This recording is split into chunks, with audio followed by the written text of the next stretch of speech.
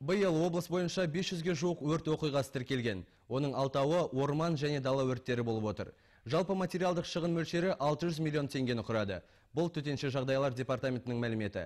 Тақырыпты Аманжол Нұртайсын тарқатады.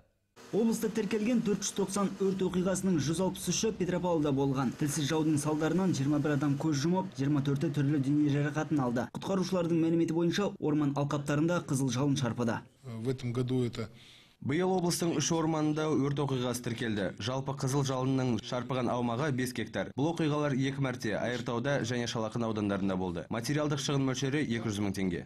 Шалақын ауданында орман өрті тамыздың 18 күні тіркелген болатын. Қызыл жалын 3 гектар жерді шарпыды. Жергілікті өрт сөндірушілердің дер кезінде қолданған шараларының арқасында от көп ұзамай ауыздықталды. Сондай-ақ Жамбыл, Тайынша аудандарында дала өрттерінің 3 оқиғасы тіркелді.